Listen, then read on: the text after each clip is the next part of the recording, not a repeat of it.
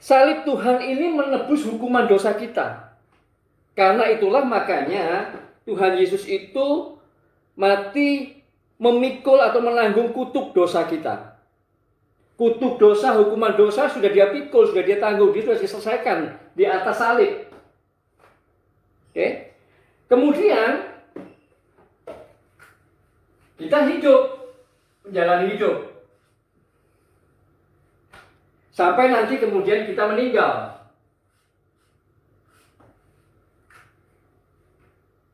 Ya.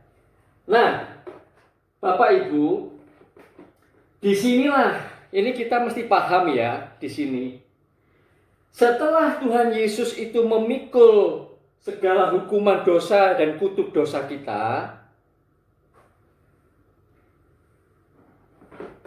kita itu masih punya PR di sini.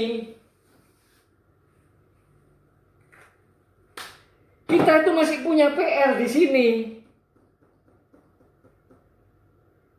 Oke. Nah, ini yang harus kemudian ini tidak diselesaikan di salib. Yang diselesaikan di salib itu adalah kutuk dosa, hukuman dosa itu dipikul. Oke. Tetapi karakter dosa, kodrat dosa tidak. Ya. Ini saya analogikan seperti ini deh. Kalau misalnya ada seorang anak, ya, anaknya si A begitulah, atau pengusaha A begitu ya. Anaknya ini kena narkoba. Oke.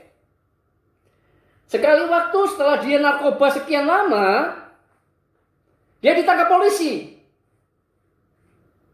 Karena bapaknya seorang pengusaha, maka bapaknya datang ke kantor polisi menebus dia supaya tidak dihukum, supaya tidak dimasukkan penjara. Nah, dengan uangnya bapaknya yang pengusaha ini kemudian menebus anak ini, sehingga anak ini terhindar dari yang namanya hukuman dosa. Hukuman karena narkoba itu tidak dipenjara, dibebaskan, ditebus. Persoalannya, ketika anak itu ditebus oleh bapaknya, apakah anak ini sudah tiba-tiba langsung bebas dari kecanduan narkobanya? Belum. Enggak kan? Nah, belum sama sekali. Sama sekali belum. Nah, ini banyak orang Kristen rupanya ketika mendengar pengajaran tentang konsep keselamatan yang diajarkan, yang saat ini kita diajarkan oleh Pak Erastus, atau katakanlah konsep pengajaran yang diusung atau disajikan oleh Suara Kebenaran, bahwa keselamatan itu adalah perubahan kodrat, banyak yang nggak ngeh. Ya. Seolah-olah mereka tetap berpikir sudah ditebus sama Tuhan Yesus, sudah dibayar lunas, sudah selesai semuanya. Ya. Loh, iya, hukuman dosanya sudah. Kutuk dosanya juga sudah. Tetapi kecanduan kita, kalau kita pakai bahasa kecanduan ya, kata kalimat kecanduan. Kecanduan kita terhadap dosa itu masih nempel di daging kita. Karena sudah sekian lamanya kita itu hidup di dalam dosa. Cara berpikir kita khususnya yang melahirkan tindakan-tindakan, keputusan-keputusan yang berdosa, yang tidak sesuai dengan kehendak Allah.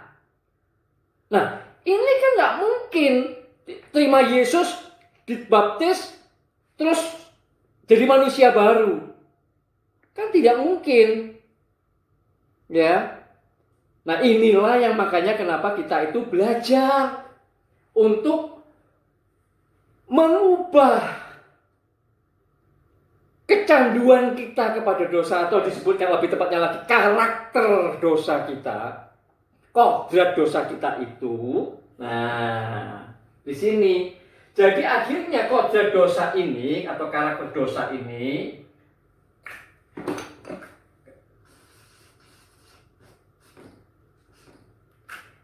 kemudian lewat salib Kristus akan dirubah menjadi kodrat ilahi.